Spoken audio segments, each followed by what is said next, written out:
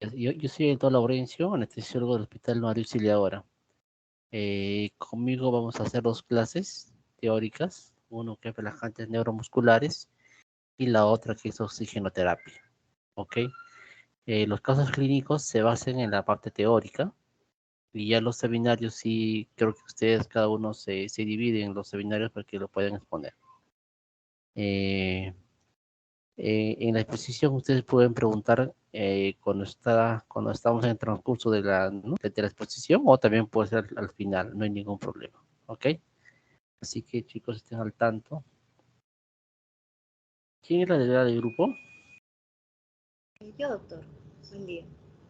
Apúntame, creo que tú me has escrito, ¿no? Ah, ya acá tengo tu celular. Y el, Un favor, el listado de los alumnos, creo que nos has mandado, me parece que es más. ya se lo mando, doctor.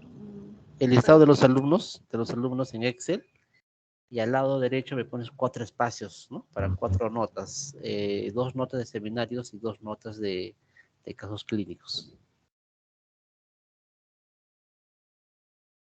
Eso me lo mandes, por favor. Y yo después te mando el caso clínico en el transcurso del día. O a lo mucho mañana temprano te puedo mandar. ¿Ok? Sí, doctor, yo le envío. Ok, ok. Déjame ver. Listo. Entonces, así quedamos. Vamos a hacer la exposición. Y cualquier duda que tengan ustedes lo pueden hacer en el momento o quizás al final de la exposición también. ¿Han tenido clases teóricas el día de ayer, el día de hoy? Sí, desde el día de ayer. Y ya, ok. Entonces, bueno, hoy va a ser un tema más que es relajantes neuromusculares. El tema de psicoterapia es más general, ¿no? Más general para no solamente para la especialidad de anestesiología, también para otras especialidades.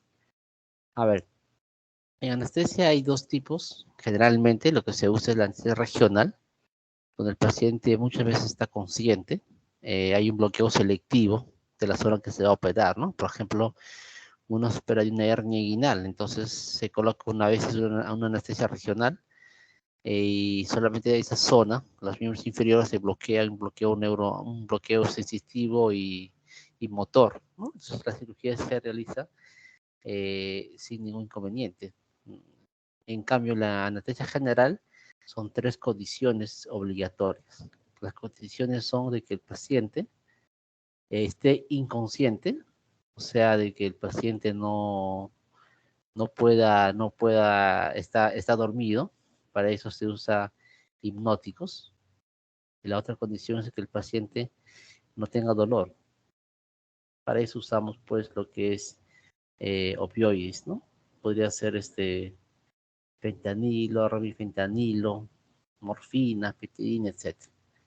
Y la otra condición obligatoria en un paciente para decir que es anestesia general es que el paciente no se mueva, esté inmóvil, y con eso se consigue con estos medicamentos que son los relajantes neuromusculares. Como vamos a ver hoy el tema de los relajantes neuromusculares, ¿ok? Ahí pueden ver ustedes la diapositiva. Sí, doctor. Sí, Ok. sí, Entonces, eso es la finalidad de los relajantes neuromusculares, o sea, es parte de lo que es una anestesia general. Esto tiene pues como finalidad, ¿no? Relajar los músculos inhibiendo la contracción del músculo esquelético al interferir con el funcionamiento entre la neurona y el músculo mismo. Entre la neurona y el músculo hay una comunicación. Esta comunicación, esta sinapsis, la función principal es de que los músculos estén en contracción, estén en flexión, extensión, estén en movimiento y nunca esté inmóvil, ¿no? Entonces, justo a ese nivel donde se hunde la motoneurona o la neurona con el músculo dado, a ese nivel, pues los fármacos, los bloqueantes neuromusculares van a actuar, ¿no? Para que este tejido muscular esté inmóvil o esté flácido. ¿Y eso para qué nos ayuda? Porque en una cirugía, la idea es que el cirujano cuando hace, por ejemplo, un apendilap, una cirugía laparoscópica de apéndice, si los músculos están bloqueados, si los músculos están relajados, están flácidos, entonces para ellos es mucho más fácil operar en menor tiempo. Entonces, eso también es el objetivo principal, por lo cual nosotros usamos relajantes neuromusculares, ¿no? De que el tejido músculo esté relajado. Y la otra condición también para nosotros importante, los anestesiólogos, es de que la vía aérea, o sea, que la tráquea, para poder intubar, también esté flácido, o sea, no haya pues no haya movimiento, que los músculos que están a nivel de la tráquea, del cuello, pues también estén flácidos, cosa que para nosotros es fácil de intubar al paciente. Esa es otra función de los relajantes neuromusculares. Si ponemos un gráfico mucho más grande, la motoneurona está acá unido, lo que es el tejido muscular. Esta unión es la unión neuromuscular. ¿Okay? En el nervio pues está la mielina, pero ya al final de la mielina ya cambia de nombre, son las células de Schwann. Dentro del tejido nervioso están las mitocondrias, es una organela importante en la fisiología neuromuscular, y de color verde, pequeñas vesículas de color verde, son las vesículas sinápticas. Estas vesículas sinápticas almacenan al neurotransmisor más importante, que es la acetilcolina. La acetilcolina está dentro de estas vesículas sinápticas y siempre están pegadas a unas zonas, que se llaman zonas activas o sitios de liberación. Siempre las vesículas están pegadas a ese nivel porque si este nervio cambia, se despolariza el nervio, entonces automáticamente estas vesículas se pegan a las zonas de liberación y una vez que se pegan a esta estructura, se libera al espacio, a la hendidura, al espacio neuromuscular, se libera la acetilcolina. Y la acetilcolina, al ser liberado, recorre todo este espacio y se va a los receptores. En el tejido muscular de color negro están los receptores de la acetilcolina. Entonces, el neurotransmisor llega a este nivel, a estos receptores, se pega y automáticamente el tejido muscular está en movimiento, como yo les comentaba, está en flexión, extensión, etc. Entonces el tejido muscular siempre está activo, gracias al neurotransmisor que es la acetilcolina. ¿Ok? En el tejido muscular también, aparte de los receptores, tenemos una enzima que es la acetilcolinesterasa. Obviamente que la acetilcolina, cuando se pega a su receptor, hace esa función de movimiento, pero no siempre los músculos están en movimiento. Por eso que esta enzima, que es la acetilcolinesterasa, en algún momento bloquea este neurotransmisor para que se renueve y el ciclo sigue continuando. ¿Ok? Entonces, este gráfico pues es importante en la fisiología neuromuscular. Acá tenemos, por ejemplo, cómo el tejido nervioso, cuando se despolariza, ¿ok? Eso empieza porque el calcio ingresa. Cuando el calcio ingresa, toda esta zona del tejido nervioso se activa, se despolariza. Entonces, las vesículas sinápticas tienden a pegarse a las zonas de liberación. Estas vesículas sinápticas tienen proteínas alrededor. Tienes la sinaptofisina, la sinapsina, la sinaptotagmina y la sinaptobrevina. De esto lo más importante es la sinaptobrevina, ¿no? La sinaptobrevina es una proteína que va a hacer que se pegue a las zonas de liberación antes de que se expulse el neurotransmisor. Entonces, en estas proteínas, lo más importante sería, como yo les comentaba, la sinaptobrevina, ¿no? Que va a ser como un ancla entre las vesículas sinápticas y las zonas de liberación, ¿ok? Y a esa zona ya se libera el neurotransmisor, que es la acetilcolina. Acá estamos viendo, por ejemplo, en un gráfico mucho más grande, cómo esa vesícula sináptica se va a pegar a la membrana del tejido nervioso. Se pega mediante una proteína, que es la sinaptobrevina. Cuando se pega con esta proteína, la vesícula sináptica, a las zonas de liberación, una vez que está pegado, automáticamente se libera la acetilcolina liberada, como acá dice. Entonces, esta acetilcolina tiene que ir al tejido muscular buscando un receptor de la acetilcolina, como en gráfico C. En gráfico C están viendo ustedes cómo ese neurotransmisor busca su receptor. En cuanto a los receptores de la acetilcolina, tiene 5 unidades, ¿ok? En gráfico C, tiene 5 unidades. Para que este receptor se abra, para que el músculo esté en movimiento, es obligatorio que el neurotransmisor se pegue a las 2 unidades alfa. Acá están viendo ustedes cómo la acetilcolina se pega a las unidades alfa, a las 2 unidades alfa, ¿ok? Y esto hace de que entre el calcio y sodio y salga el potasio. Este movimiento de iones hace pues que el tejido muscular esté en movimiento. En gráfico B, si por algún motivo solamente este neurotransmisor se pega a una unidad alfa, este receptor no se abre.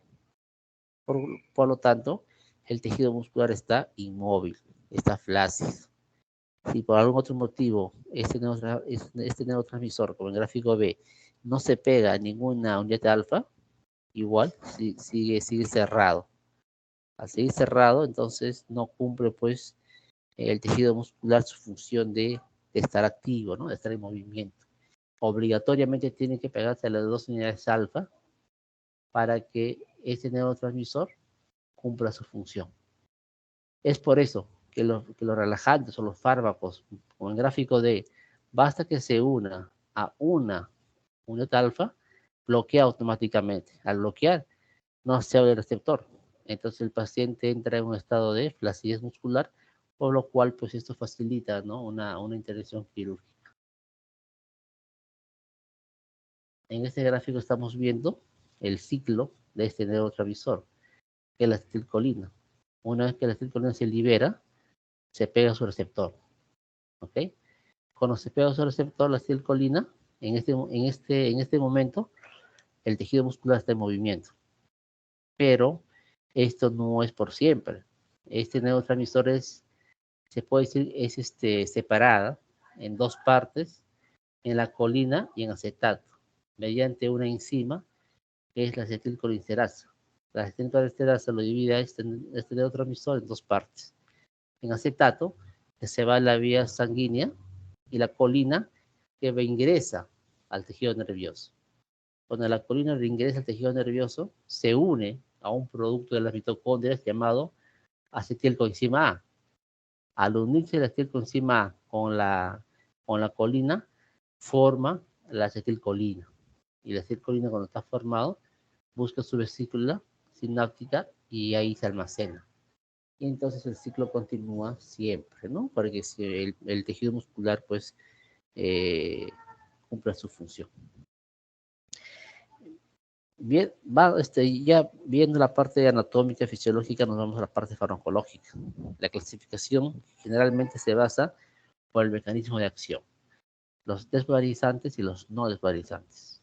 Por duración de efecto, ultra corta, tenemos la acetilcolina, la corta, el mibacurio, y la intermedia están los relajantes que usamos más comúnmente en sala de operaciones, el becuronio, atracurio, el cisatracurio, el rocuronio. Esos relajantes neuromusculares, estos cuatro, son los que se usan más actualmente en sala de operaciones o también en unidad de cuidados intensivos. Ellos también usan bastante relajantes neuromusculares. También se clasifican o se divide de acuerdo a la estructura química. Tenemos los ésteres amonicales. Los ésteres están el rocuronio y becuronio. Estos dos relajantes son los más usados en sala de operaciones. Hay otro compuesto químico, que son los bencilciclínicos. Acá está el famoso cisatracurio. El cisatracurio es un relajante muy preferido por los sociólogos. Ellos siempre relajan a sus pacientes intubados en UCI con este relajante en infusión, ¿no? Entonces ellos usan bastante este relajante y nosotros los anestesiólogos usamos bastante lo que es el becuronio y rocuronio. Entonces, viendo la clasificación, generalmente lo usamos por el tema de si son desvalorizantes o no desvalorizantes, ¿no? Los desvalorizantes tenemos dos. El decametonio, que es un compuesto farmacológico que solamente se basa en un tema de estudios, no lo tenemos en el mercado. En cambio, la succinilcolina sí tenemos en el mercado. Y este fármaco es un relajante muscular desvalorizante que sí se usa, tanto en trauma shock, en UCI o también en sala de operaciones. ¿Ok? ¿Cómo funciona este relajante neuromuscular desvalorizante? Si ustedes ven la molécula, ven que este relajante neuromuscular es muy parecido a la molécula de la acetilcolina. Si yo parto a la acetilcolina en dos, voy a tener dos moléculas de acetilcolina. O sea, en forma químico es muy parecido. Entonces, al yo colocar este fármaco a un paciente para que se relaje, para que esté inmóvil, el receptor se va a confundir, ¿no? Va a pensar de que este fármaco no es un bloqueante neuromuscular. Va a pensar que es el neurotransmisor, que es la acetilcolina. Entonces, como ellos piensan que la acetilcolina, se abre el receptor, se abre. O sea, al abrirse, el paciente entra en movimientos intensos. ¿Por qué intensos? Porque esta molécula es el doble. Entonces, cuando se une este fármaco a este receptor, el tejido muscular entra en movimientos intensos, incluso es que se le puede decir muy parecidos a movimientos de una epilepsia, de una convulsión. El tejido muscular está en movimientos intensos, ¿ok? Y ya después el receptor se va a dar cuenta de que no es, pues, no es la acetilcolina. Entonces, al darse cuenta que no es este neurotransmisor, es un relajante, recién se cierra el receptor. Al cerrarse el receptor, el paciente entra en una etapa de flacidez neuromuscular, donde personalmente, eh, donde principalmente este relajante lo que va a hacer es como hacer una etapa de que el paciente esté inmóvil. Entonces, la primera fase, el paciente entra en contracciones intensas, hay mioclonillas, tónico-clónicas se puede decir, porque va a pensar que la acetilcolina, y ya de unos cuantos minutos o segundos, el paciente entra en un estado de flacidez muscular, que es lo que uno quiere, ¿no? Que el músculo esté flácido para una operación o para yo poder intubar al paciente también. Acá más o menos está lo que le he comentado, ¿no? Este relajante simula la acetilcolina, ¿ok? Simula, o sea, el receptor va a pensar que es el neurotransmisor. Ya después, posteriormente, hay un efecto bloqueante. Este efecto bloqueante que se produce después de unos segundos es lo que uno quiere. Se produce en una fase 2, ¿no? Acá tenemos un gráfico donde vemos que lo primero que son fasciculaciones, o sea, el paciente tiene movimientos intensos, y en una segunda fase pues hay una flacidez muscular, ¿ok? Este relajante neuromuscular que sí existe en el mercado, está en los hospitales, es ideal para hacer una intubación endotraqueal, sobre todo cuando es una prioridad. La ventaja es de que el tiempo de latencia es de 30 a 60 segundos, o sea, yo en medio minuto, yo consigo que el paciente esté relajado. Entonces, en menos de un minuto yo el paciente lo puedo intubar. ¿Cuál es lo malo? Es que el tiempo de duración es solamente de 10 minutos. Y una cirugía pues nunca dura 10 minutos, la cirugía mínimo son media hora. Entonces, por el tiempo, este relajante no es un relajante pues ideal para una cirugía. Sería ideal solamente para una intubación, que yo lo quiero hacer en forma rápida, en forma inmediata. Yo quiero intubar al paciente, eh, podría ser este relajante, ¿no? Porque actúa menos de un minuto, menos de 60 segundos, ¿ok? Bueno, hay factores que siempre alteran la farmacocinética de un fármaco, ¿no? A la hipotermia, hace que se prolongue más tiempo, pero esto no es tan significativo que digamos, ¿ok? Otra cosa más, ¿cuál es el principal motivo por lo cual no usamos este relajante en sala de operaciones? Es los efectos colaterales. En el tejido esquelético, como yo les he dicho, fasciculan al inicio, después están en una etapa de flacidez muscular, pero cuando el paciente se levanta, despierta de una operación o después de que ha gustado este relajante, se queja de mialgias y hay una rigidez postoperatorio y esto es incómodo para el paciente. También se ha visto que a nivel intestinal existe una emesis, una aspiración gástrica, a nivel oftalmológica hay aumento de la presión intraocular, a nivel cerebral hay aumento de la presión intracraniana, a nivel cardiovascular se dice que hay taquicardia o bradicardia, respiratorio hay un poco de broncoespasmo, hay una hipertensión maligna, hay una hipercalemia. La hipercalemia es una causa de paro cardíaco. Entonces, si el paciente viene a sala de operaciones con potasio alto y yo le coloco este relajante, entonces aumenta la hipercalemia y aumenta las posibilidades de un paro cardíaco. Por todos estos motivos, nosotros no usamos este relajante en sala de operaciones. Más que el tiempo, ¿no? También hemos explicado muy bien que el tiempo de duración es muy poco, que tampoco no es nada práctico, pero principalmente nosotros no usamos por estos efectos colaterales. ¿En qué caso yo lo podría usar? Pues un paciente que amerita ser intubado en forma inmediata, ¿no? Por ejemplo, viene un paciente con un TEC, un traumatismo cerebrovascular, a emergencia, y está con Glasgow de 7, entonces, ¿cuál es la indicación? Intubarlo en forma rápida. Entonces, si su vida está en peligro y lo quiero intubar en forma rápida, y para yo poder intubar fácilmente, debe estar los músculos relajados. Podría usar este medicamento, ¿no? Uso este medicamento, a los 30 segundos el paciente está relajado, yo puedo intubar con facilidad a este paciente. Ahí podría ser útil estos medicamentos. El otro grupo, que sí usamos bastante en las operaciones y en UCI, son los relajantes musculares no desparalizantes. Estos relajantes tenemos, por ejemplo, acción intermedia, el becuronio y rocuronio, ¿no? Que son esteroideos. Y el atracurio y el cisatracurio, que son las bencil y psicolínicos. Entre estos cuatro son los más usados. Acción prolongada que dura más de una hora, porque estos relajantes duran de 20 a 50 minutos, que sí es apropiado, ¿no? Porque una cirugía más o menos está por ese tiempo, pero el pancuronio dura más de una hora, de 1 a 2 horas.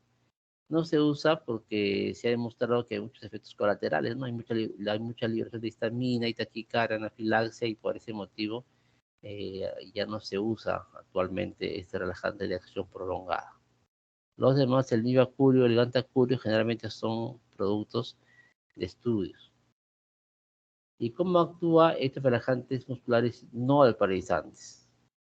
Estos relajantes lo que hace es, se pegan a una unidad alfa, mínimo, se pegan. Al pegarse a una sola unidad alfa, el receptor se cierra automáticamente.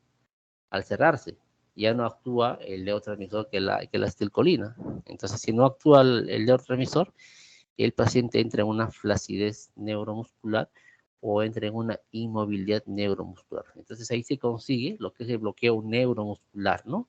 Porque antagoniza mínimo solamente una unidad alfa. Esto es el relajante no desparalizante, su mecanismo de acción. Vamos a ver uno por uno, así algo pequeño nada más. El atracurio. El atracurio, pues, su inicio es de 2 minutos, dura hasta 50 minutos. ¿Y cuál es lo importante de este relajante? Su metabolismo. Tiene una eliminación de HODMA y la hidrólisis de éster. ¿Eso qué implica?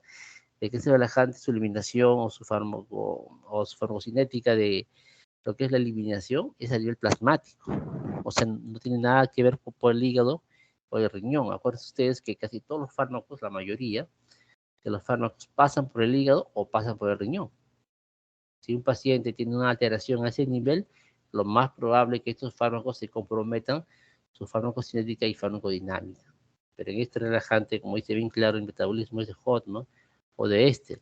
O sea, es un metabolismo a nivel plasmático. Entonces sería ideal para estos pacientes que tienen una alteración en los riñones o en el hígado. ¿Cuál es lo malo? Liberan histamina. Cuando liberan histamina, aparece lo que es la anafilaxia, hipotensión, la linfoespasmo. Entonces, esto es un efecto colateral en contra, ¿no? Y por ese motivo tampoco lo usamos, pero sí existe en el mercado.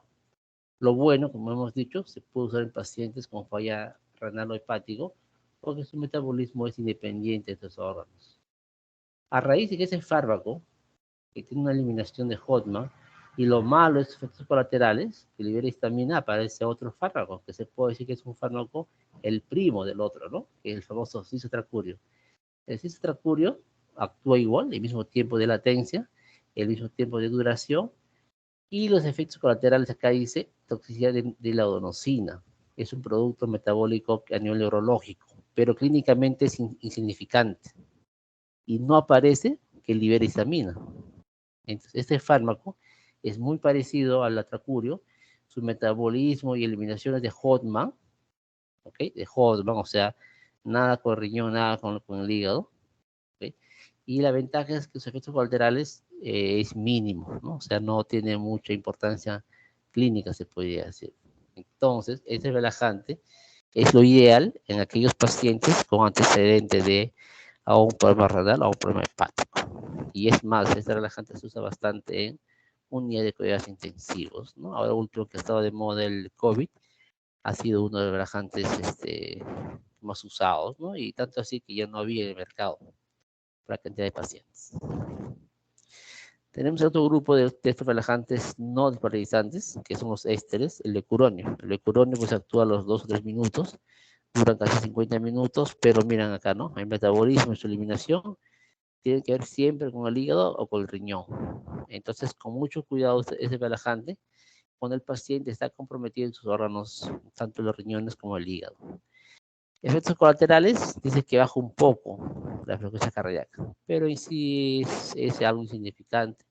En otras palabras, este relajante es un relajante muy noble, con mínimos efectos colaterales y tranquilamente lo podemos usar con mucha seguridad, ¿no? Tanto así que en sala de operaciones es el segundo relajante más usado a nivel nacional y por qué no decir a nivel mundial, ¿no? Sala de operaciones que estos relajantes se usan.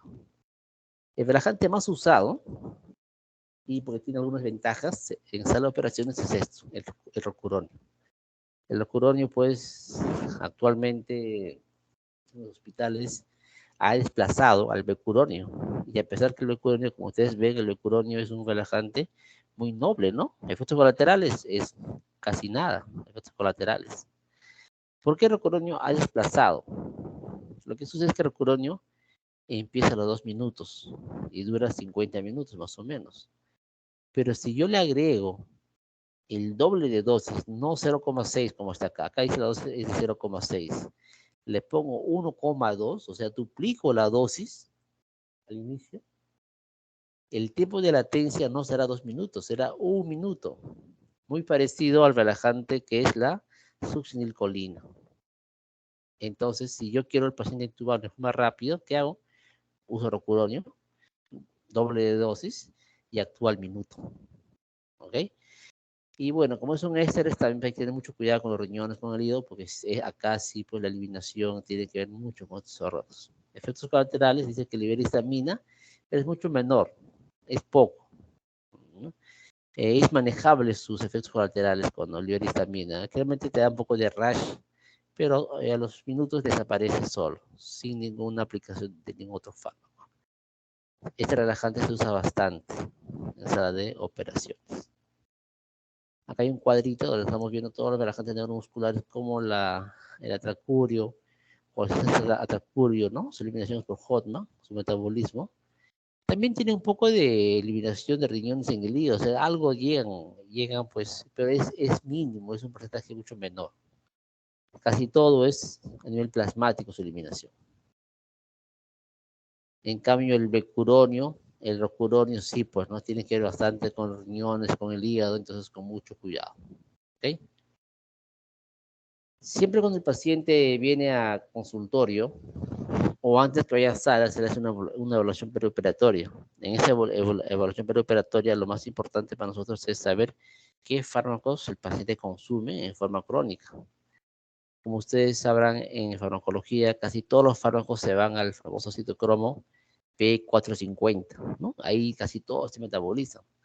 Si el paciente toma pues 5 fármacos y yo le coloco en sala más fármacos, imagínense, hay una interacción ya sea aditiva o de resta, lo que sea, ¿no?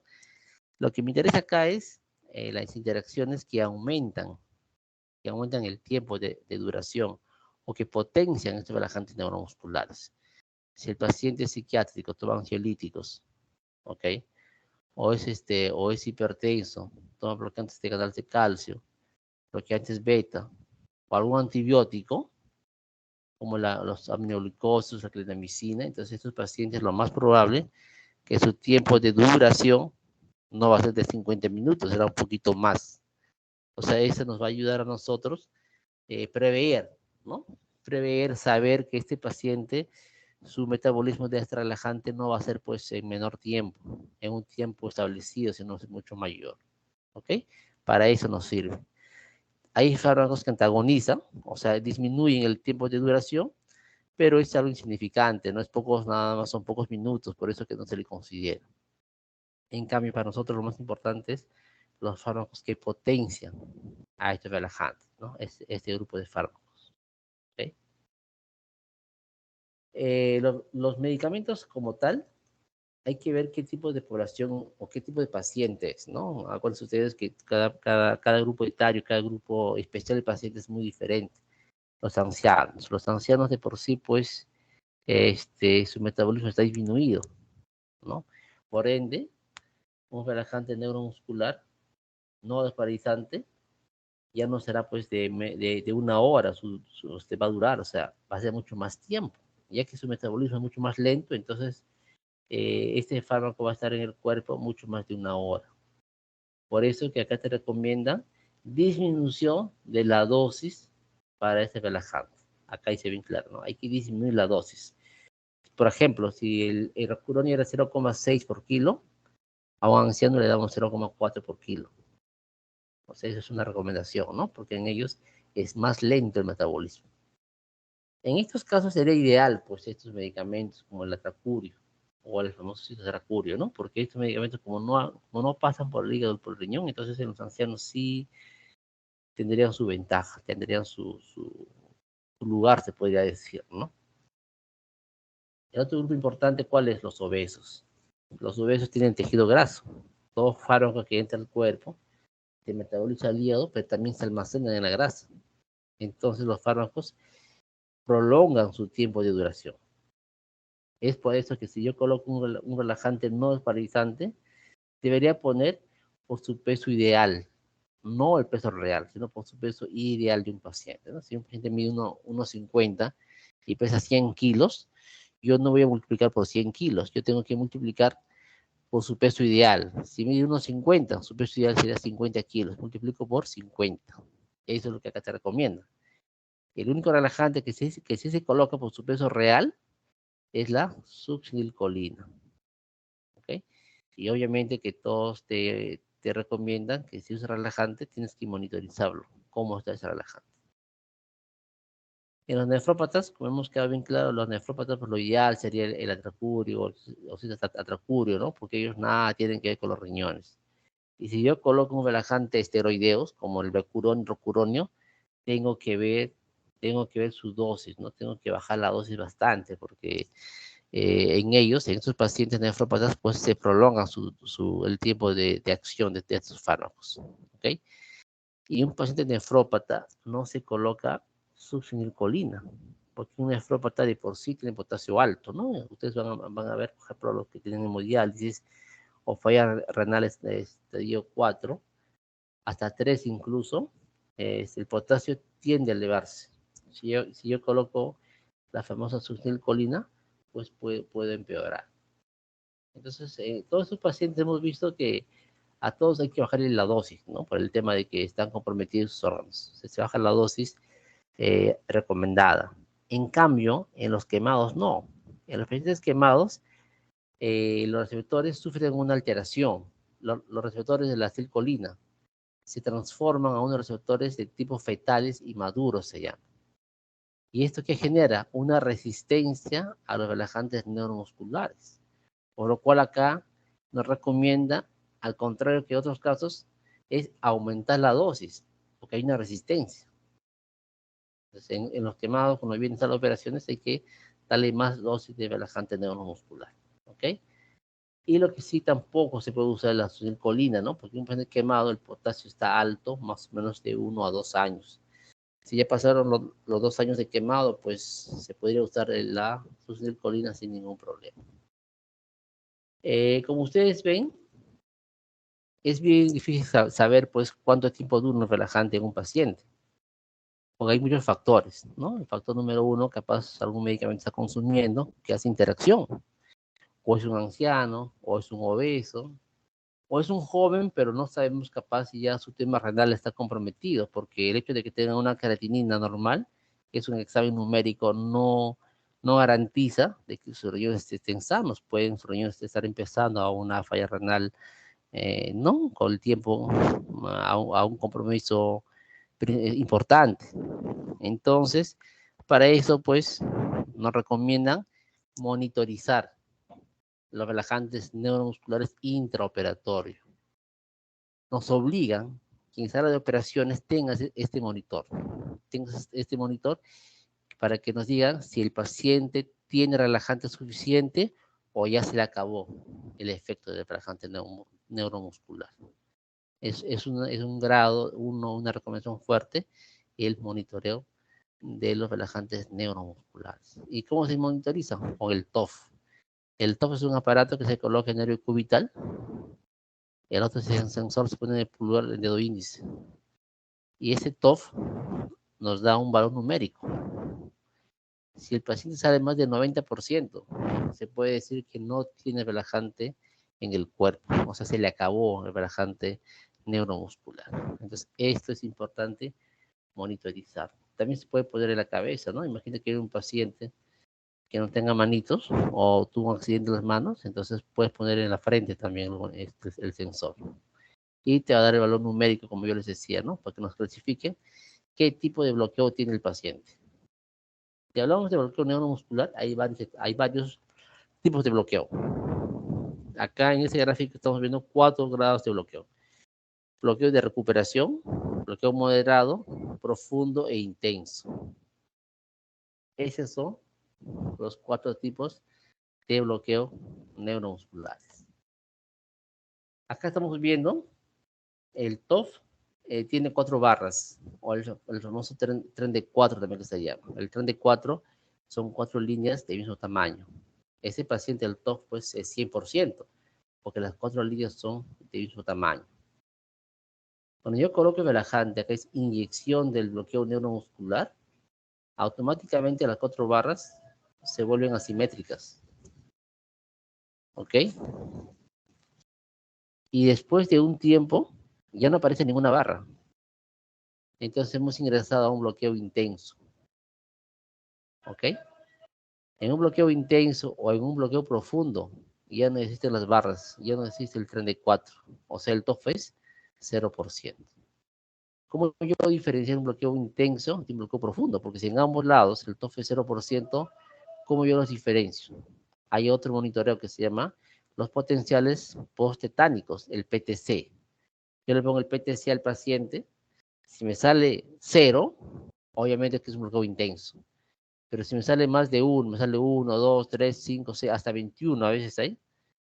Entonces si el PTC sale más de 1 y el TOF es 0%, entonces es un bloqueo profundo. ¿Okay? Estas líneas que aparecen acá en el bloqueo profundo son líneas del PTC, no son líneas del TOF. ¿Ok? Conforme el relajante ya se va eliminando, se va metabolizando, el paciente ya recupera su fuerza poco a poco. Ponte que has puesto rocuronio, ya son 50 minutos. Entonces, lo más probable es que el paciente ya haya eliminado este relajante.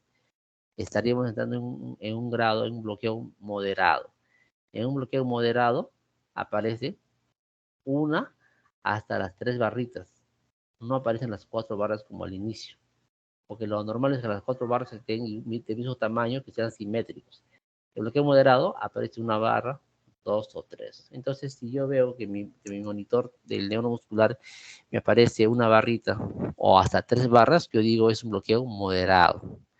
Pero si ya pasan los minutos, aparecen las 4 barras, como acá en recuperación, etapa de recuperación, las 4 barras, ya, entonces ya es una etapa de recuperación, o sea, ya aparece un porcentaje del TOF, porque el TOF es la división de la cuarta barra entre la primera barra por 100%. Entonces ya aparece un porcentaje, 10%, 20%, y si ya las 4 barras son del mismo tamaño, llegaría a un 100%. A un 100%, ¿qué implica? De que ya el paciente ha metabolizado todo el relajante neuromuscular. ¿Ok? Por eso es que es bueno monitorizar y saber en qué grado de bloqueo está el paciente. Y eso también nos ayuda, ¿no? Ponte que el paciente se levanta, se despierta y está en bloqueo de recuperación. Y está en un 10%. En un 10% de TOF todavía implica de que el paciente todavía tiene relajante.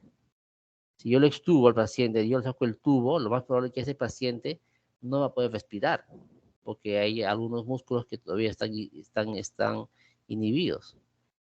Para eso me sirve usar los revertores. Acá dice uso de revertores. La neostimina, por ejemplo, actúa acá tranquilamente. Yo le pongo neostimina. A los 10 minutos, el TOF es más del 90%. Ahí sí yo le puedo extubar automáticamente y no habría ningún problema en el postoperatorio. ¿Ok? Voy a suponer que el paciente puede tener un bloqueo intenso y el cirujano es rápido, es veloz. Lo ha operado pues una vesícula en 20 minutos. Lo más probable es que cuando acabó la operación yo esté en un grado de bloqueo profundo. Entonces yo usaría un revertor. ¿Ok? ¿Cuál sería el Sugamadex? El Sugamadex es un revertor que actúa en cualquier bloqueo neuromuscular, en recuperación, moderado, profundo o intenso. En cualquier estadio va a actuar el Sugamadex. Entonces yo pongo Sugamadex y a los minutos el paciente automáticamente el TOF, que está en 0%, se va al más del 90%. ¿Ok? Esa es la importancia, ¿no? Para yo saber qué tipo de revertores usar. En cambio, la neftimina solamente lo debo usar en etapa de recuperación o quizás en un bloqueo moderado lo podría usar, pero no en profundo, no en intenso. Acá hay un cuadrito donde hace un resumen pequeño. Bloqueo intenso y profundo, pues el TOF 0%, ¿no? La diferencia para yo saber en qué bloqueo está es el APTC. El APTC es más de 1 es bloqueo profundo. El TOF, el moderado aparece de 1 a 3 barritas.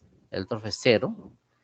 Y en etapa de recuperación aparecen las 4 barras. Cuando hay 4 barras, automáticamente vienen los porcentajes.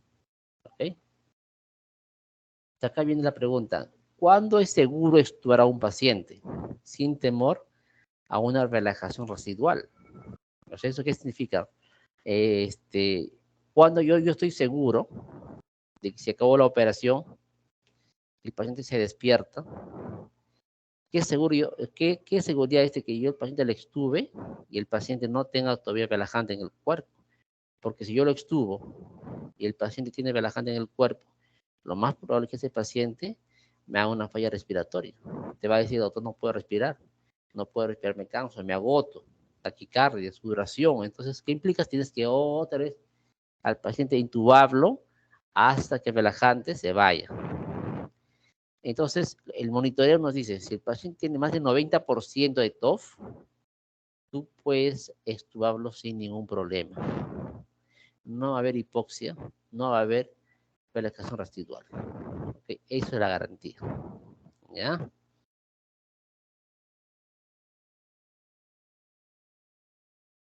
Ahora, vamos a los fármacos revertores, ¿no? Tenemos dos, que es la neoxtimina y es la neoxtimina y el Sugamadex. Yo les he explicado a ustedes que estos dos fármacos se diferencian. ¿Cómo actúa el Sugamadex? El Sugamadex, como ustedes ven, engloban al relajante neuromuscular. Engloban al neuromuscular y lo eliminan.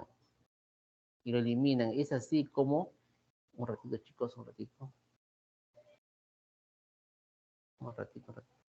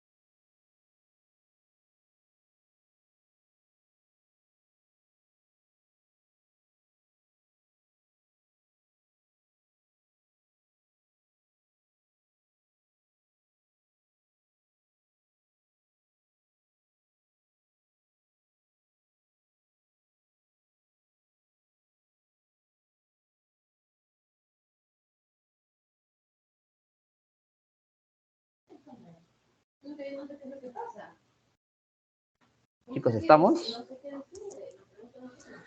¿Estamos? ¿Me escuchan? Sí, se le escucha. Ok. Entonces, estos revertores, que es importante usarlo al final de la operación, para que el paciente pues se extube tranquilamente, esté despierto y no haya complicaciones, el Sudamadex, ¿qué es lo que hace? Engloba el relajante. Lo engloba y lo elimina, como en ese gráfico, ¿no? Y esto actúa más o menos en 1 o 2 minutos. Es por eso de que si yo coloco una dosis, de acuerdo a qué grado de bloqueo está el paciente, a los 2 minutos el paciente se despierta y puede respirar tranquilamente. En cambio, la neoxtimina no. ¿Cómo actúa la neoxtimina? La neoxtimina lo que hace es que en el espacio sináptico aumenta el neurotransmisor, que es la acetilcolina. Al aumentar este neurotransmisor, por cantidad, por un número mayor, desplaza el relajante neuromuscular. Lo desplaza por cantidad. ¿Ok? Y esta acción demora algo de 15 minutos. Es por eso que si yo coloco neoxtimina, al paciente tengo que esperar más o menos de 10 a 15 minutos para yo saber, para yo estar seguro de que el TOF puede ser más del 90%. ¿Ok? Acá está la neoxtimina, esta es la ampollita. ¿Cuál es la ventaja de que esto cuesta $1? ¿No? O sea, los hospitales todos lo tienen. Un solcito nada más. Y siempre con atropina, porque ese medicamento lamentablemente nos causa bradicardia. Y hay casos que han reportado de paro cardíaco. Por eso siempre con atropina. ¿Ya? Esta ampollita que es lo mejor que hay, es su Gamadex, que te cuesta 400 soles. Obviamente que eso no lo tienen los hospitales públicos, en las clínicas sí lo tienen. Este revertor pues engloba, encapsula el relajante y lo elimina. ¿Cuál es lo malo? Que solamente es contra el becuronio y contra el rocuronio. Solamente con estos dos relajantes. Si tú por ahí le has puesto al paciente a tracudio, no actúa en ese relajante. En cambio, la neoxtimina sí actúa contra cualquier tipo de relajante neuromuscular. El Sugamadex solamente con estos dos. ¿Ok? Chicos, ¿alguna pregunta? ¿Alguna duda?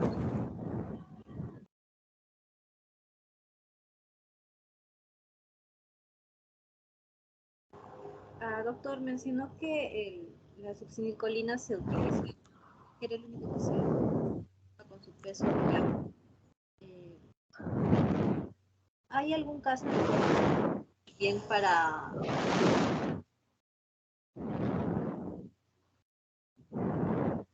Te escucho entrecortado. ¿Cómo dices? Sí, mencionó usted que el tipo relajante que se utiliza con su peso real es la succinilcolina. ¿Esto ocurre si se utiliza con gestantes o no se utiliza con gestantes? Se puede usar en gestantes. Por ejemplo, cuando en una gestante, cuando yo quiero una cesárea, en una cesárea está indicada una anestesia regional.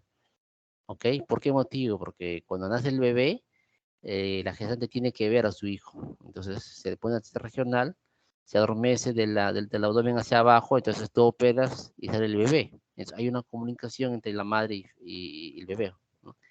Pero hay motivos, hay casos donde no se le puede poner anestesia regional a una gestante, hay que intubarlo. Entonces, una gestante hay que intubarlo en forma rápida, ¿ok? En menos de 1 minuto.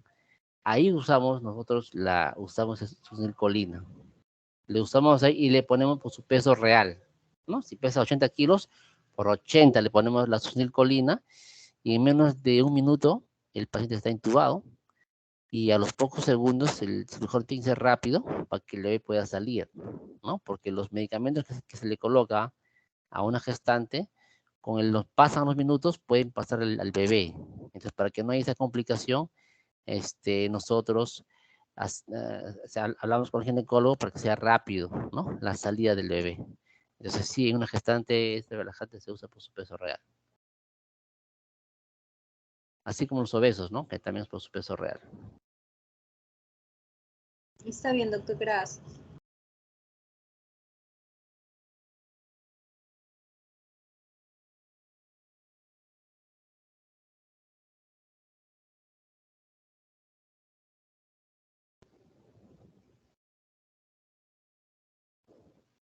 Las clases teóricas lo voy a poner en su archivo. ¿Hay un archivo de ustedes en el Teams?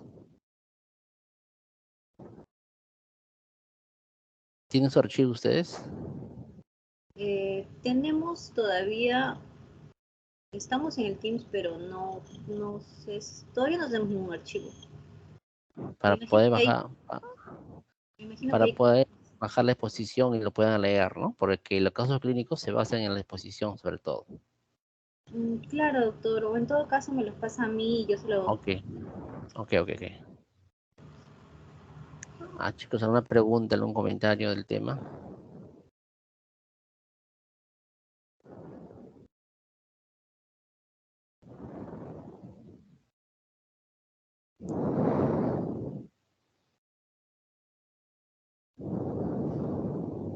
Doctor, y justo usted mencionaba que hubo una época en la que estaba escaseando bastante el cisatracuronio. ¿Qué Sí, sí, estábamos buscando acá? allá, a ver, el relajante ideal, pues, en un paciente de UCI, de críticos, es el famoso atracurio, ¿no? Como ustedes ven, no se compromete mucho los riñones y el hígado. Y un paciente crítico, pues, lamentablemente, cuando entra a UCI, ya de poco en poco, los riñones se comprometen, hacen falla renal. Es por eso que está indicado este relajante. Por motivos de costos y motivos en esa época donde eran demasiados los pacientes, se usaba pues el rocuronio y el becuronio, ¿no? Entonces, si yo uso becuronio, rocuronio en pacientes, eh, todos los días, imagínate, todos los días, 20 días de puro relajante neuromuscular. Entonces, cuando yo le corto este relajante para que el paciente metabolice, pues no sabemos cuánto tiempo va a metabolizar, ¿no? Es por eso que los pacientes cuando salen extubados de UCI después de un mes, pues salen con problemas musculares, ¿no? No pueden caminar, hay una flacidez muscular, hacen terapia física, ¿no? Para que puedan moverse los músculos. Eso es lo que se llama la famosa polineuropatía. La polineuropatía es mucho más frecuente en pacientes de UCI que han usado bastantes relajantes neuromusculares como rocuronio o el becuronio, ¿no? Entonces, en esa época, pues hemos usado bastante estos relajantes y lamentablemente, pues las complicaciones son estas, ¿no? Que tienen su polineuropatía.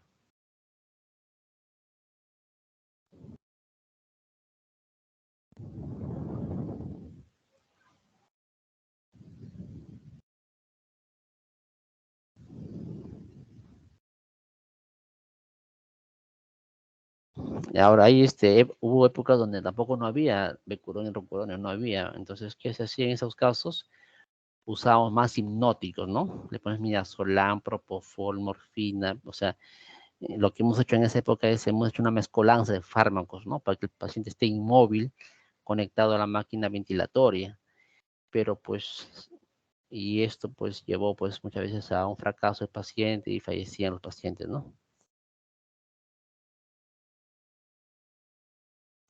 Gracias, doctor.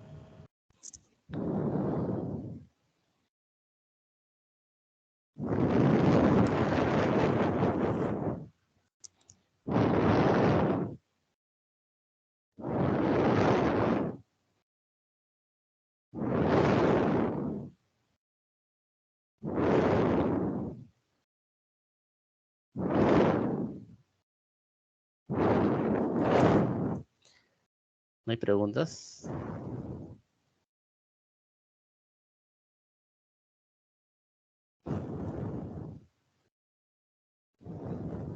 Parece que no hay más preguntas, doctor. Ok. El tema siguiente es oxigenoterapia. Es un tema que sería bueno que ustedes lo conozcan bien para no cometer pues errores médicos porque esto es lo más usual.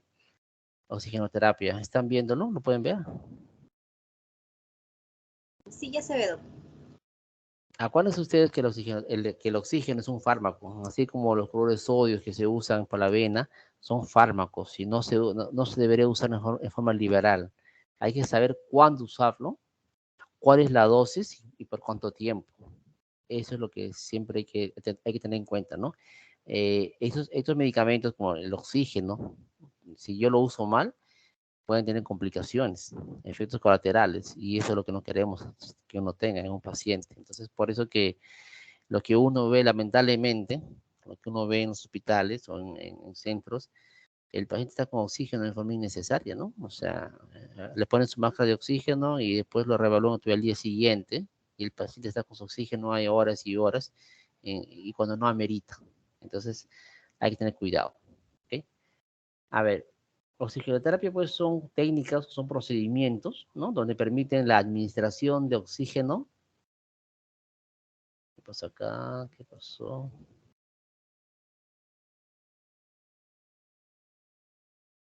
A ver, vamos a ver.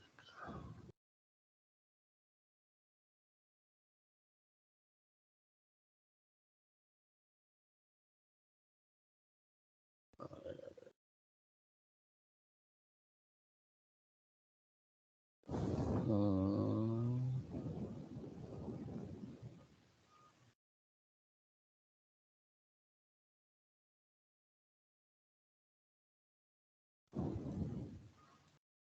ahí se ve una imagen que no logra leerse, ¿verdad? Doctor, vemos la PPT de concepto de oxigenoterapia. Sí, pues, sí, voy a ver cómo saco esta.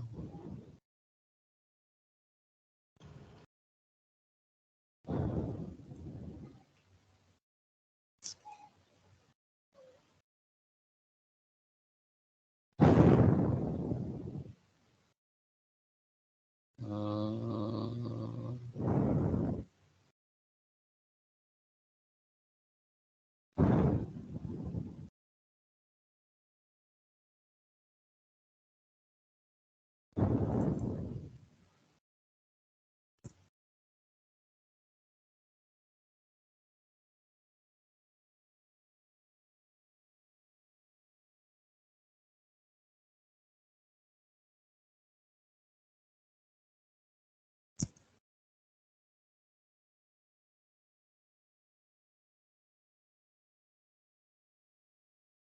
Otro lo voy a apagar, pero vamos a ver acá cómo lo cierro.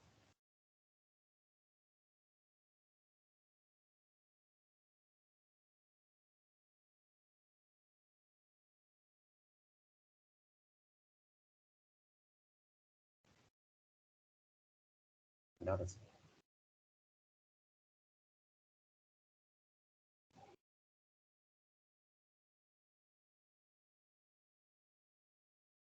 Ha dejado de compartir, doctor.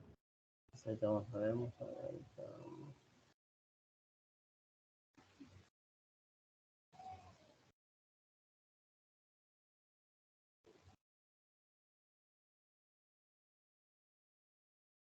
Ya, ahora sí, ¿no? Ahora sí lo ven. Sí, estamos en la misma diapositiva, concepto de oxigenoterapia. Ok, okay. Entonces son técnicas o conjuntos donde permiten poder dar oxígeno al paciente a una concentración de más de 21%. El objetivo es de que estos pacientes, cuando tienen oxígeno que se le pone más del 21%, pues se corrija la hipoxia celular que pueda haber. Un paciente con osatura menos del 90% significa que la presión arterial del oxígeno es menos de 60. Y ahí aparece hipoxia tisular. Para que no aparezca esto, usamos oxigenoterapia, que nos da una cantidad de oxígeno más de 21%. Porque en el aire, cuando yo inspiro, el 21% es oxígeno, el 78% es nitrógeno. Entonces, eso es lo normal que yo inspiro. Si yo le pongo oxígeno al paciente, por ejemplo, ¿no? Si yo uso una máscara con bolsa al 50% de oxígeno, ¿a quién sacrifico? Sacrifico al nitrógeno. Y el nitrógeno, la función es de que los alvéolos estén siempre abiertos, nunca cerrados. Al yo tener menos nitrógeno, esos alvéolos pueden cerrarse y por ende hacen atelectasia. Es por eso que el oxígeno también hace daño.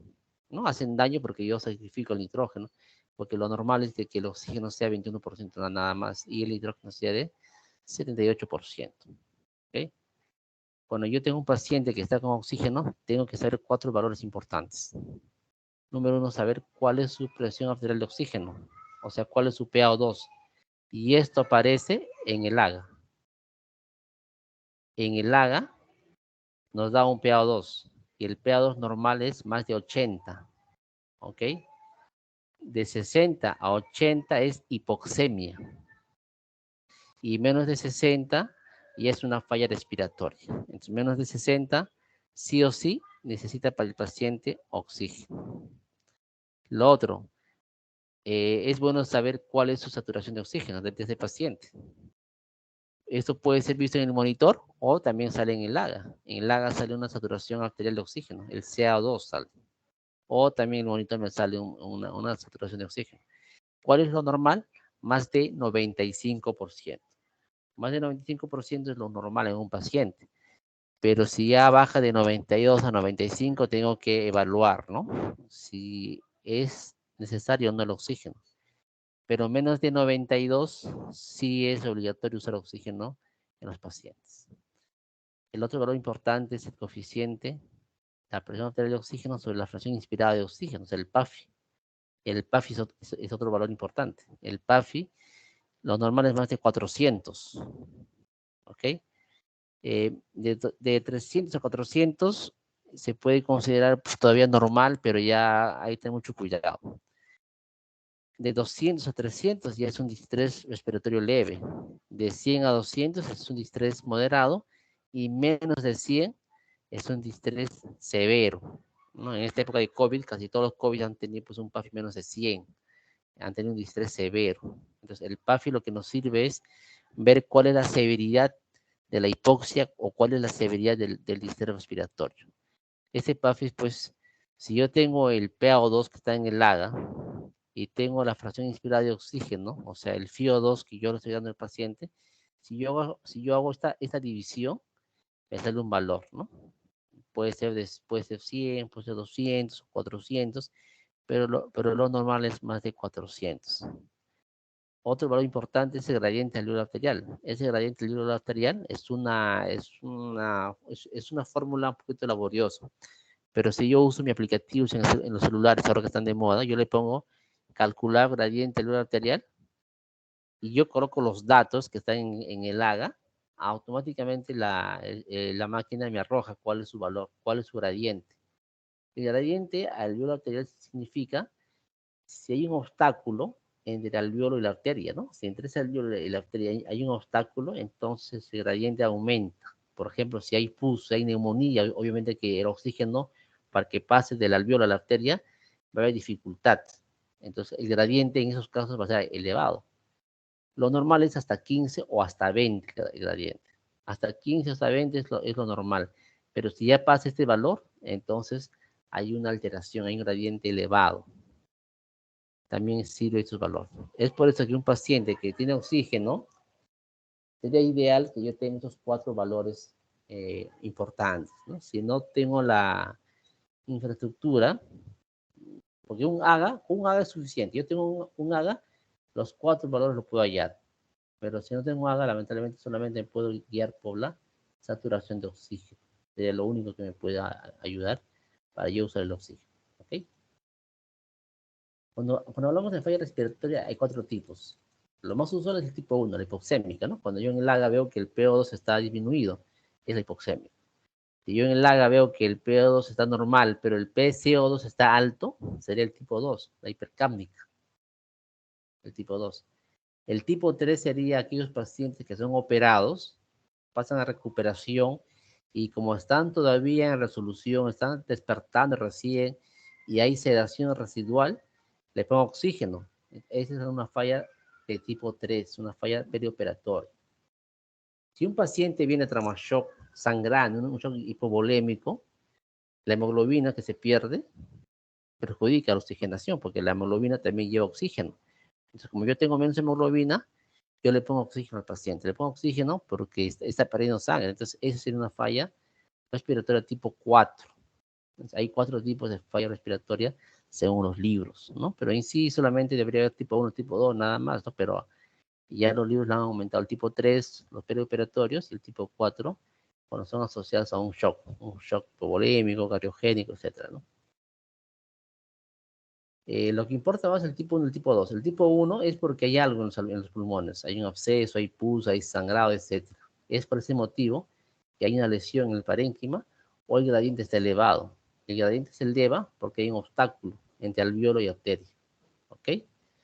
En el tipo 2 no, en el tipo 2 el pulmón está sano y por lo tanto el gradiente está normal. En el tipo 2 el tema es el CO2. ¿Por qué está alto el CO2? Porque probablemente esté alto porque respira muy poco. Por ejemplo, los obesos, mórbidos, ellos pues lo más probable es que tengan un tipo 2, ¿no? Porque respiran poco, hacen un CO2 alto. ¿Ok? Y si uno ve cuál es el mecanismo de la hipoxemia, eso ustedes han visto en fisiología, pues son 5, ¿no? Uno es la hipoventilación alveolar, un paciente que hipoventila, por ejemplo, un obeso hipoventila, entonces hay una hipoxemia.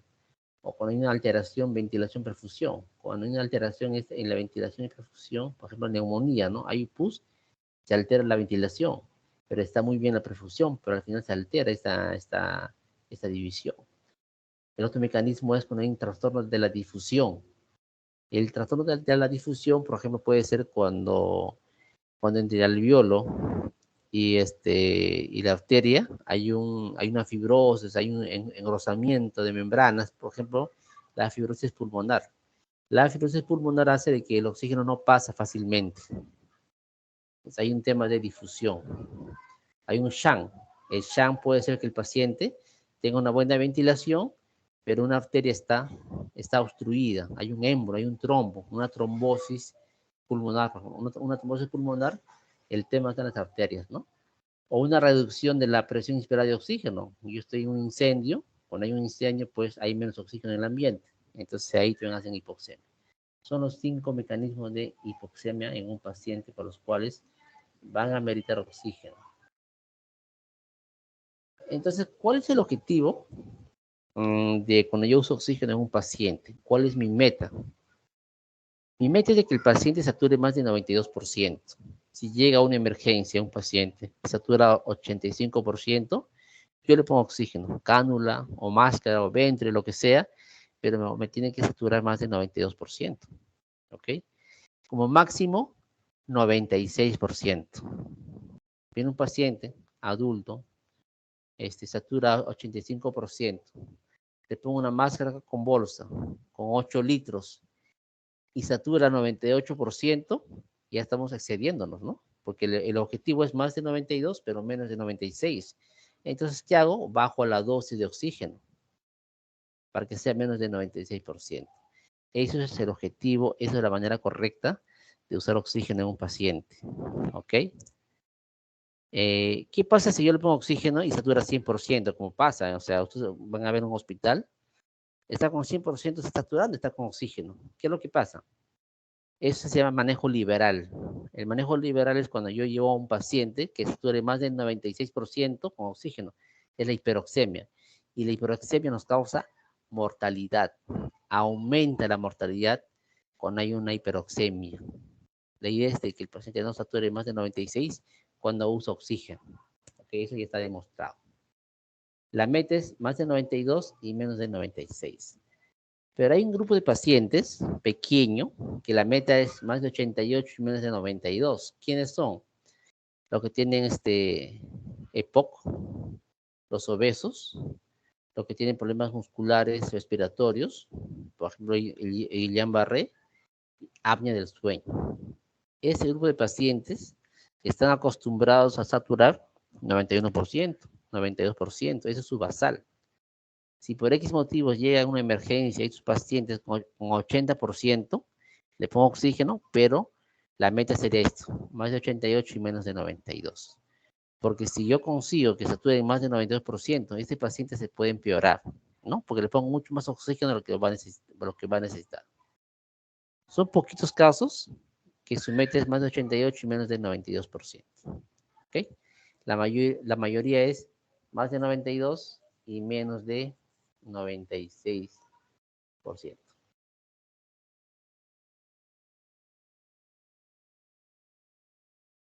Ahora, ¿cuáles son los sistemas de administración de oxígeno?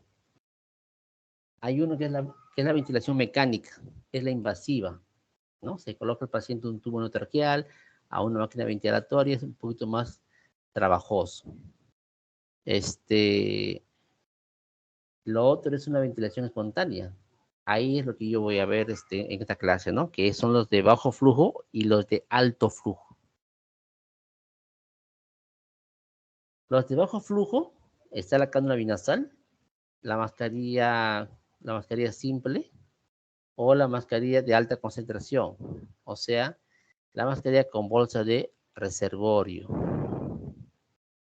En cambio, los de alto flujo, están las válvulas Venturi individuales, están las Venturi regulables y está el kit de oxígeno para reanimación. Estos son los de alto flujo.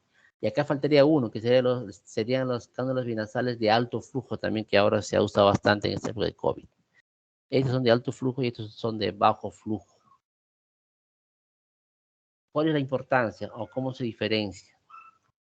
Esta diapositiva es el más importante de la clase. A ver, ¿por qué se llaman los de bajo flujo? Se llaman los de bajo flujo porque ese FiO2 no es constante, es un aproximado. Ese FiO2 depende del patrón ventilatorio del paciente. Por ejemplo, si yo le pongo cánula binasal de 5 litros, teóricamente, si yo voy al cuadro, el FiO2 es de, cuando yo pongo 5 litros es de 40% de FiO2, ¿ok? Teóricamente. Pero ese FiO2 no es exacto, es un aproximado. Si el paciente hiperventila, está hiperventilando, su frecuencia respiratoria es de 25, hay taquipnea, hay tirajes, ese FiO2 que teóricamente es de 40% va a disminuir, porque el paciente lo consume. Será pues 30%, 32%, pero lo que sí es menor al 40%. O sea, varía el FiO2, depende del patrón ventilatorio. Pero si el paciente, al contrario, es un obeso, hipoventila, o sea, su frecuencia es de 5, 8 por minuto, ese FiO2 ya no será de 40%, va a ser mucho mayor, porque el FiO2 se acumula en ese paciente, será 50%, dándole cánula binasal. O sea, va a ser mucho mayor a lo teórico. Entonces, esto es lo importante, el FiO2 no es constante y el FiO2 depende del patrón ventilatorio del paciente. ¿Okay? En cambio, los dispositivos de concentración fija o los de alto flujo, el FiO2 siempre será constante y no depende del patrón ventilatorio del paciente. Si el paciente hiperventila o hipoventila, yo le pongo un Venturi a un FiO2 del 40%, ese 40% sí o sí llega al paciente. ¿Ok? Esa es la diferencia de los de alto flujo o los de bajo flujo. Entonces la pregunta es, ¿en qué caso yo uso alto flujo? Aquellos pacientes que tienen un compromiso pulmonar severo. Por ejemplo, viene un paciente con falla respiratoria, con taquipnea, hay tirajes, ¿no? Hay movimiento de los músculos esternocleidomastoideo. Entonces, en ellos es mejor usar yo un alto flujo, ¿no? Porque los de alto flujo, el FiO2 que yo programo, llega a los alveolos.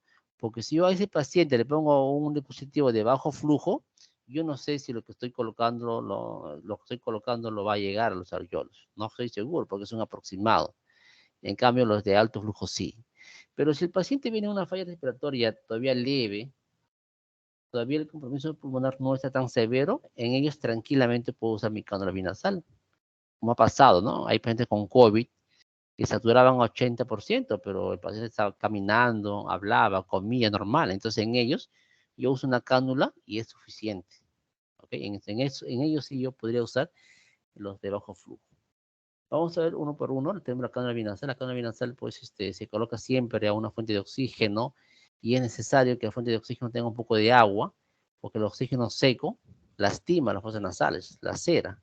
En el cambio, si está con agua, ya se humedece y es más cómodo para el paciente, ¿no? La cánula binasal puede ser de 1 a 5 litros, de 1 es 24% y de 5 es de 40% FiO2. ¿Ok? Yo le pongo una cánula binasal, el paciente puede comer, puede hablar tranquilamente. Es fácil para el paciente y lo que es importante que las vías aéreas superiores esté libre, que no esté obstruido, ¿no? Porque si viene un paciente que está con rinorrea abundante, la cánula no le va a ayudar porque va a haber un obstáculo, el pasaje de oxígeno, ¿ok? Eso es lo importante. Si yo coloco una máscara simple, la máscara simple pues se usa de 5 a 8 litros de oxígeno. Si yo pongo 8 litros, sería un fío de 60%. ¿Cuál es lo malo? Que es un poquito incómodo, ¿no? Es incómodo, es muy ajustado. El paciente con este dispositivo no podría comer fácilmente, no puede beber, le cuesta también comunicarse, o sea, no es tan, para el paciente no es tan cómodo, ¿ok? Y lo último que se puede usar en ellos de bajo flujo sería la mascarilla con bolsa de reservorio, ¿ok? La mascarilla con bolsa de reservorio nos puede dar teóricamente un FIO2 de 100%. Yo le pongo 15 litros o le pongo 10 litros, el FIO2 teórico es de 100%. Si ese paciente usa máscara con bolsa de reservorio más de un día y no mejora, le queda el camino de la intubación.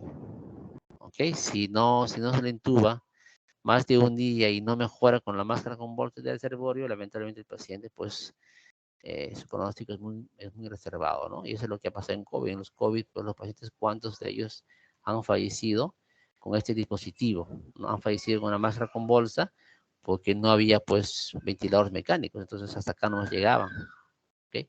Por eso, mucho cuidado. Cuando un paciente usa máscara con bolsa de reservorio, hay que vigilarlo, porque se podría complicar. Acá tenemos desde la cánula binasal hasta las máscaras con bolsas de reservorio. De 1 litro hasta 15 litros. ¿Okay? En cambio, los sistemas de alto flujo, los Venturis, acá tenemos un Venturi que va a FIOS de 24% hasta 60%. ¿Ok? Esos Venturis sí son exactos, ¿no? ¿Cuál es lo malo de estos Venturis? Estos Venturis son por colores algunos. Por ejemplo, color amarillo, le ponen 6 litros y su FIOS será de 35%. De color verde, le pones a 15 litros, el FIO será de 60%. Entonces, siempre hay que estar poniendo por colores. Y esto no es práctico. Estos Venturis individuales son por colores y no nos ayuda mucho a nosotros en la práctica. Por eso los hospitales estos no lo tienen. ¿Ok? Algunos quizás, pero yo al menos en los hospitales que he ido no he visto estos dispositivos. Lo que sí hay es la mascarilla, es los Venturis regulables, ¿no? De color verde, donde tú manipulas la dosis, donde tú manipulas la cantidad de litraje de oxígeno y el FIO2. Y estos van de 26 a 50%. El FIO2 va de 26 a 50%. ¿Ok? Entonces, acá en el dispositivo está, pues, cuánto pongo de litros y cuál sería su FIO2. ¿Ok? Acá está desde cánula binasal hasta los Venturis. Y algo importante es las cánulas de alto flujo. Esto es el gol estándar. Este es el gol estándar para ventiloterapia, ¿no? No invasivo, donde el paciente está despierto y tú lo puedes usar tranquilamente. Este es lo de alto flujo, te da un FIO2 de 21 a 100%. ¿Ok? Es más, te da un flujo de oxígeno de 10 a 60 litros por minuto. También te dan un aire humidificado, calefaccionado, o sea, es un aire que está a una temperatura de 37%. O sea, el oxígeno que entra al cuerpo es un oxígeno humedecido, como debería ser, es un oxígeno más natural, se puede decir. ¿Ok? Y esto mejor se tolera y es de fácil uso. ¿Ya? Entonces, estos de alto flujo sería ideal para un paciente que tiene un distrés severo, ¿no? Que no ha respondido a la máscara con bolsas de reservorio, que no ha respondido a la máscara simple. Esto sería una buena salida. ¿Cuáles son los riesgos de la oxigenoterapia? Yo les dije a ustedes, si yo uso oxígeno y satura 100% el paciente, puede tener estos riesgos. Una retención de CO2, ¿no? Mucho CO2 nos causa un edema cerebral.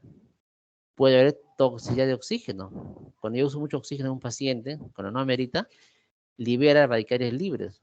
Los radicales libres, ¿qué es lo que hace? Una vasoconstricción de arterias en el corazón, o sea, puede haber isquemia cardíaca.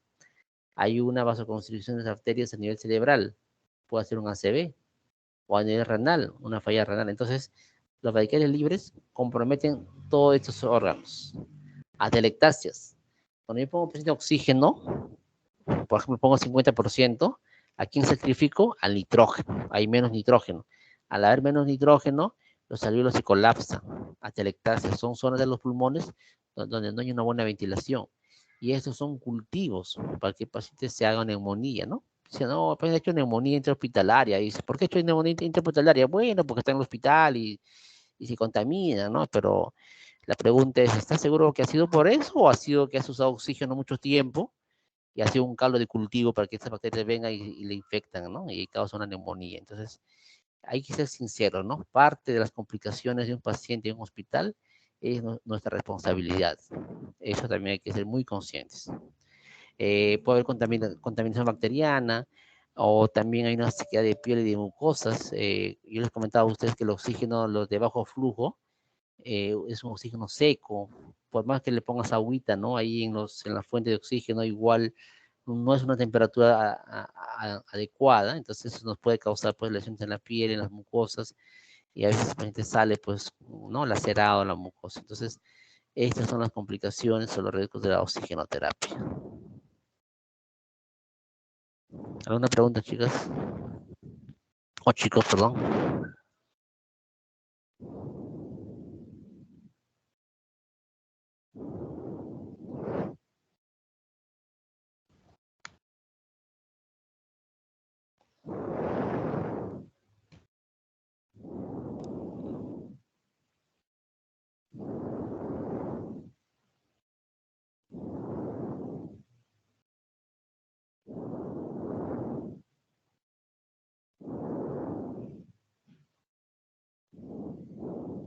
Parece que no hay preguntas. ¿No hay preguntas?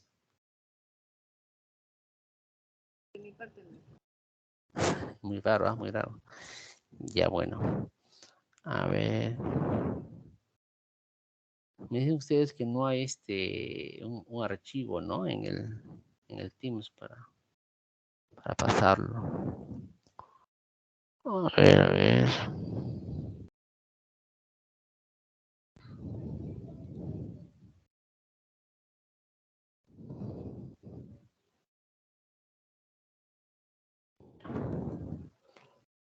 Entonces, chicos, no hay ninguna consulta, ninguna duda, ni un comentario.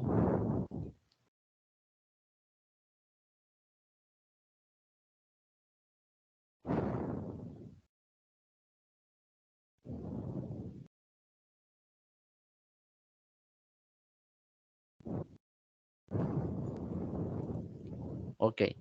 Entonces, le voy a dar a su delegada las exposiciones en estos momentos para que lo compartan con ustedes, ¿ok? Gracias, doctor.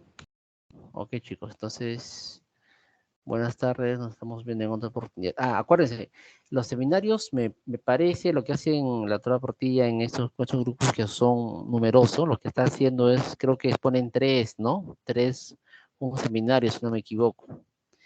La idea es que las exposiciones sean, pues, que duren de 25 a 30 minutos y nos dé un espacio para yo hacerles preguntas a ustedes, hacer unos comentarios, ¿ok? Que los seminarios sean de media hora más o menos, que no sea tan prolongada, ¿ok? Para tener más tiempo para conversar.